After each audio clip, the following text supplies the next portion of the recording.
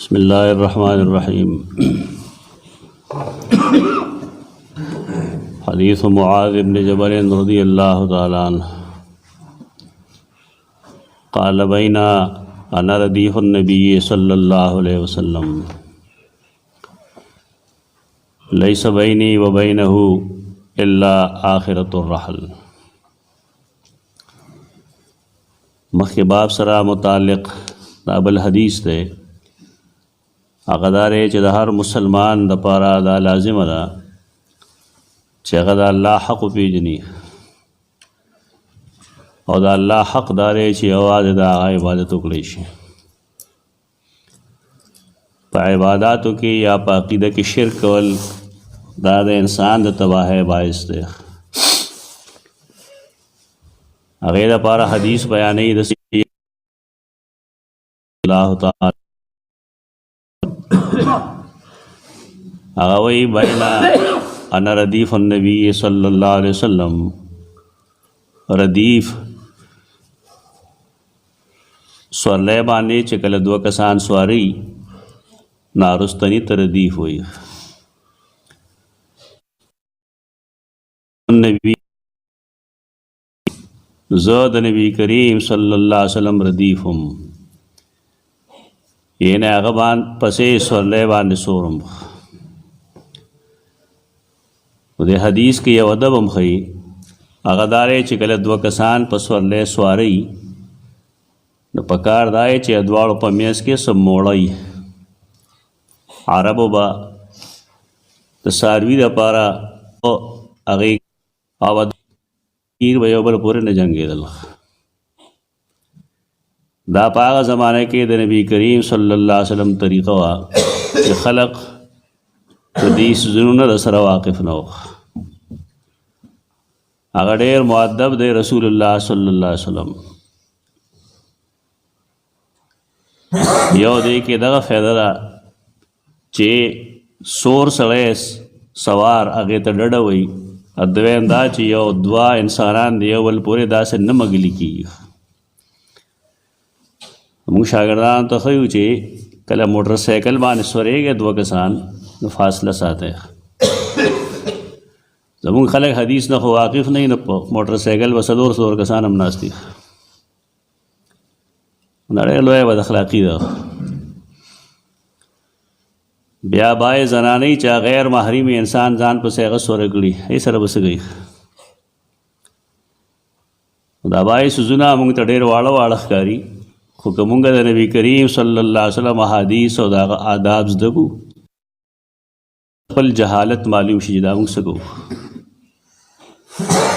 څه ضرورت دی دې خبرې ته چې رسول الله صلی الله علیه وسلم پسې صحابي داسې ناست دي چې د ده او د هغه په منځ کې مؤخرة الرحل، یعنې د کیجاوې هغه دنګه حصه چې هغه د منځ نه شروع شي پورې، د دې مقصد صرف دا دی چې دا دواړه د یو بل پورې د دې مذاکیر د نه جنګېږي، حالات تناسل د یو بل پورې نه جنګېږي۔ دې څیزونو ته چې ګورې خلک وي دا نري چاڼ نه چاڼوي که نه، نری چاڼ نه دی، دا ادب دی، دا اخلاق دي کوم چې رسول الله صلی الله علیه وسلم ښودلي دي۔ دوه کسان خو لا بیا هم ګزاره کوي، یو بل نه فاصله باندې کښېني، دا درې او څلور څه چل گئی، هغې خو د بچ کېدو ځای هم نه وي د سره۔ دومره مونږ بد تهذیبه شوي یو، بد اخلاقه شوي یو۔ دا اخلاق دی رسول الله صلی الله علیه وسلم په احادیثو کې دا موجود دي، خو دا حدیثونه به ته چېرته ونه وینې چې چا د وعظ کتاب کې لیکلي او څوک پرې پوهېږي چې دې څه مطلب ده۔ نبی کریم صلی الله علیه وسلم پسې صحابه کرام به کېناستل سورلۍ باندې، که موټر سایکل باندې دوه کسان کینی کېدي نه بېشک، لیکن منځ کې د فاصله وي۔ یو داسې بني آدم دی چې هغه د انسان کورواله ده، ښځه ده، نه خو ټیک ده، لور هم مناسب نه ده دغه طریقې سره، مور هم مناسب نه ده دغې طریقې سره، دا کوم چې زموږ خلک کیني دا ټیک دی چې دا د غریبانانو سورلي ده، لیکن د دې مطلب خدا نه دی چې سړی دې پې شریعت برباد کړي، دا زموږ دین دی۔ رسول الله صلی الله علیه وسلم معاذ ته ویل یا معاذ قلت لبیک یا رسول الله وسعدیک لبیک رسول الله وسعدیک. معاذ ته آواز کوي رضی الله تعالی عنہ. نو دا هغه د ادب الفاظ دي لبیک زه حاضر یم د الله رسوله وسعدیک الله تا نیک بخت ساتي څنګه چې نیک وخت دی او الله تا کامیاب ساتي څنګه چې ته د مخکې نه کامیاب یې دې پسې څه ونه وي. دې ته تنبیه او ترغیب د پاره دا طریقه ودارو خبره به وکړه یو سات پلانیه غلبو یو سات پس بیا پلانیه دا لیونتوب نه دی. لیونتوب بداله غوي چې دا د عربو ادب او ثقافت دا د عربو ثقافت ته د هغې تهذیب دی د هغې طریقه ده چې د متوجه کولو دپاره به هغې یو کس ته درې ځله خبره وګوره دې دپاره چې دی ما ته متوجه شي. خو زمونږ ثقافت تهذیب دغه نه دی مونږ خو یو ځل اواز وکړو خبره وکړو. داسې په احادیثو کې ډېر راځي کان النبی صلی الله علیه وسلم اذا دعا ثلاثا کله چې به د الله نه سوال کو نو درې ځله به هغه دعا کوله. پخوا د علاقه کې خو علم بالکل نو دی به دا ویل چې کله به نبی کریم صلی الله علیه وسلم دعا کوله نو درې ځله به دعا دپاره لاس پورته کول. نو مشران ته ویادي کشران خو خلک دې مصیبت نه بېغمه دي سنت چې به شو نو درې دعاګانې به یې کولې دا به یې ولې کولې په حدیث نه پوهېدل بېچارهګان دا به نه چې یو ځل بیا دعا وکړه بیا به یې دعا وکړه بیا به یې دعا وکړه. دا مصیبت زمونږ د تعزیت په رسم کې هم دی چاله لړ شي تعزیت دپاره چې څومره کسان راځي هغه ځله به دعاګانې کوي لکه یو دعا وکړه بس ټیک ده. دا هر یو خپله حاضري لګوي چې خبر شي چې زم راغلی بیا دعا وکړئ بیا دعا وکړئ بیا دعا وکړئ. والا خو طریقه دغه ده نه طریقه دا چې سړی به د مړي وارث سره کینی هغه ته به ووایي الله احسن عزاک الله یې تعالی ښه تسلي درکړي الله یې ستا زړه مطمئن کړي وغفر لمیتک او الله یې ستا مړه وبخي. بس حدیث کې دغه دي فقه کې هم دغه لیکلي الله احسن عزاک وغفر لمیتک. دا مونږ چې کوم کار جوړ کړی دا خو چېرته نشته دی دا سنت نه دی دا رسم وګڼئ نو هله هغې به د ګناه نه خلاصېږي که نه ته دین ګڼئ نو بیا دې دپاره څه دلیل نشته دا دین نه دی. دارنګې رسول الله صلی الله علیه وسلم چې کله به یو ځای ته تو استیزان به یې کو نو هم به یې درې ځله ویښ پر دې ځای به نو آواز به یې وکړه السلام علیکم ادخلو السلام علیکم ما ته راتلو اجازت شته جواب به نشي ملو نو بیا په دویم ځل ووایي السلام علیکم ادخلو که جواب به ملو شلا وړ که جواب به نشي ملو په دریم ځل به یې وویل چې السلام علیکم ادخلو جواب به نشي ملو نو پوهه به شو چې دلته څوک نشته واپس به لاړ. دا د عربو رواج دی دا یې نه وایي سړی چې د هغه ځای تهذیب نه معلوم د خلک په حدیث ته راسي دا څه کم عقلتوب دی کم عقلتوب نه دی کم شی چې د هغې رواج دی بس هغه رواج دی. ګڼ داسې مسایل شته دی چې پای کې رسول الله صلی الله علیه وسلم د یو ځل نه سوا یو اواز کړی دی یو خبره یې کړې ده. ثم سار ساعتا ساعت دلته ګنټې ته نه وایي د سترګې رب ته هم وایي بس یو داسې ټایم چې هغه متعین نه وي تعین یې نه وي شوی هغې ته ساعت وایي. ثم سار ساعتا بیا یو ساعت روانو ثم قال نو بیا ویل چې یا معاذ معاذه نو ما ویل لبیک رسول الله وسعدیک بیا ثم سار ساعتا بیا خاموش په دریم ځل یې وویل یا معاذ نو ما ویل لبیک رسول الله وسعدیک متوجه یم. رسول الله صلی الله علیه وسلم رانه تپوس وکړو هل تدری ما حق الله علی عباده آیا تا ته علم شته دی ته پوهېږي چې څه حق دی د الله د هغه په بندګانو باندې یعنې د الله په خپلو بندګانو باندې څه حق دی. ما ته علم نو علم نه نو سړی دا وایي ما ته پته نشته. دغلته خو چونکې رسول الله دی صلی الله علیه وسلم ژوندی دی نو دی وایي ورته الله ورسوله اعلم، الله ښه پوهېږي او د هغه رسول ښه پوهېږي په دې خبره باندې.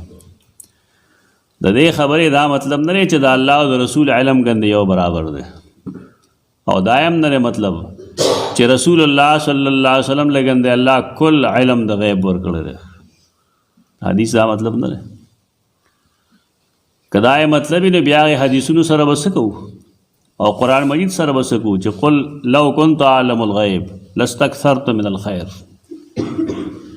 که ما سره علم د غیب وی نو ما خو به ډېر شی مال بیا جمع کړی، ما به چېرته نقصان نه کولی.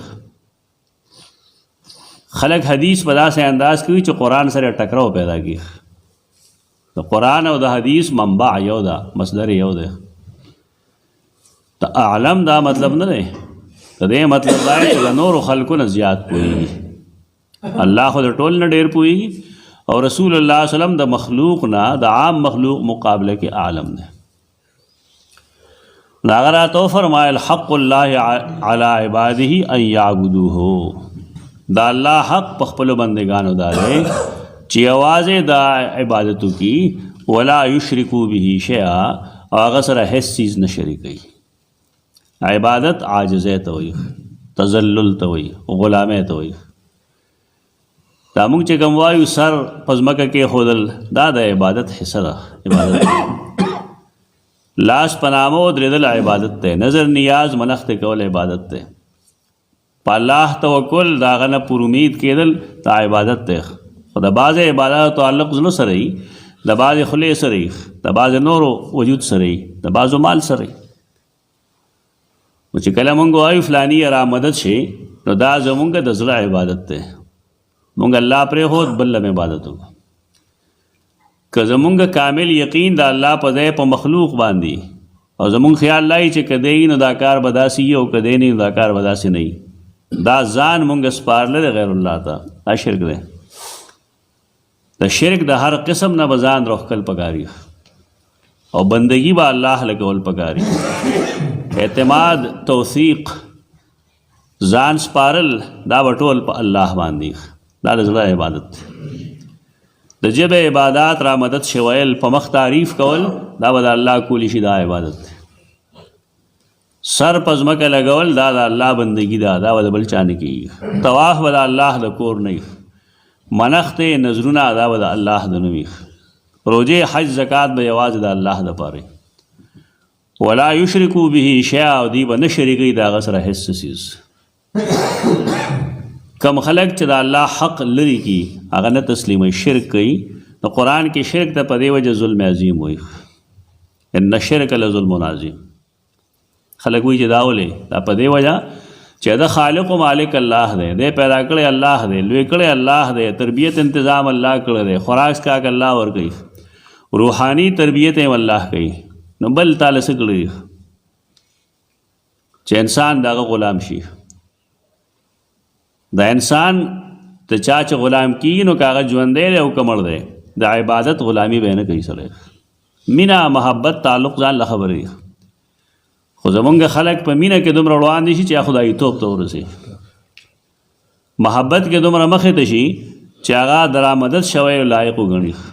دا څوک نه وي چې اولیاء سره محبت مه کوه، اولیاء سره د محبت وکړی شي، لیکن هغه محبت دی د بندګۍ محبت دی چې کومه مینه بندګانو سره کېږي، د الوهیت مینه دی نه. دا د الله حق دی. کم سړی چې دا حق د الله نه اخلي نو قرآن هغه ته من اظلم وایي، دا ډېر لوی ظالم دی، مشرک د ټول نه لوی ظالم دی. ثم سار ساعتن، بیا یو ساعت روانو، نو بیا یې تپوس وکړه معاذ، دلته یې ورسره د پلار نوم واغست، او معاذ د جبل زویه. ما ورته لبیک رسول الله سعدیک.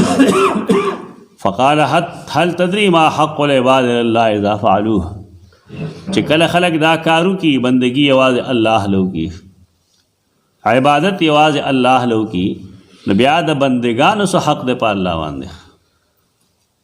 ګوره دوه حقونه شو.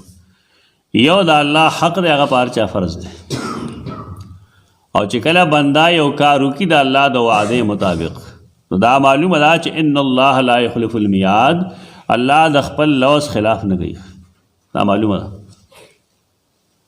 لیکن د بنده ته حق چې کوم دی دا محض مشاکلتن وي، د شکل له وجې، ورنه د هیڅ انسان د هیڅ مخلوق په الله باندې څه حق نشته. ولې نشته؟ په دې وجه نشته چې که انسان ټول عمر لګیایي او د یوازې د سپېږمو دا کومې سپېمې چې الله موږ له راکړي دي یوازې د دې نعمت شکریه ادا کول شروع کړي، سوال نه پیدا کېږي. د دې وجه نه ته حق تفضلي وي. اهل سنت والجماعت دا وایي د مخلوق په خالق باندې هیڅ حق نشته، البته دا چې دا الله په ځان منلی دی، په ځان یې منلی دی او الله د خپل لوز خلاف نه کوي. نو موږ وایو چې الله به دې خلاف خو نه کوي بېشک، لیکن انسان دې په دې نه مغرور کېږي چې ګنې دا په الله باندې خامخا لازمه ده، ماله به خامخا راګئ، نه خامخا نشته، خوښه دغه ده، د هغه احسان دی په موږ باندې. ځکه چې موږ پیدا کړي الله یو، خلق داغه دی، لویول تربیت داغه دی، خوراک سکاک داغه دی. مونږ که څه نیک کار کوو د الله په توفیق باندې کوو، نو زمونږ څه حق دی په الله باندې؟ هېڅ حق نشته، البته دا الله په ځان منلی دی. دا تفصیل به زده کول پکاري د دې لپاره چې انسان چېرته کې ګنده عقیدې ته لاړ نه شي. خلک ځي هسې ځي الله پیدا کړی ما پړ دی را باندې ساتي به مې دا کفر الفاظ دي، څه پتا پړ دی ستا پیدا کول په هغه فرض دا انسان له خپل حد کې پاتې کېدل پکار دی. اردو کی یو متل لے گا نا، رہتے ہیں جھونپڑیوں میں خواب دیکھیں محلوں کے،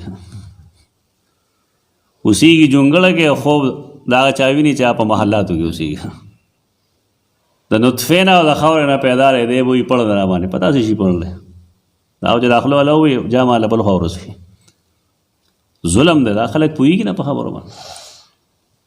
تا الله څه شی ګڼلی دی؟ ستا نه کشر دی، ستا کنډر کې ناست دی. دا د هغه یو فضل دی، احسان دی په خلقو باندې. د الله حق پېژندل پکار دی. بې احترامي د الله کفر دی او ګناه دی.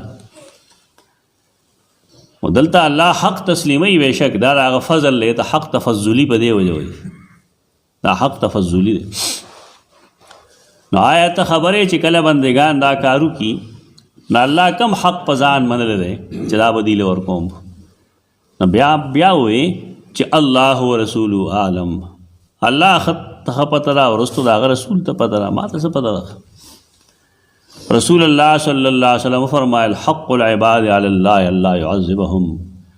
کم خلق چې هغې عبادت ته الله کوي یوازې که نه او الله سره شریکان نه جوړوي، نو دی حق داره چې الله به دی له عذاب نه ورکوي. نو څه مطلب که ګناه یې کړي دا یې سزا به نه ورکوي؟ ورکوي به الله، خو دومره دا چې د کافرانو غوندې عذاب نه ورکوي.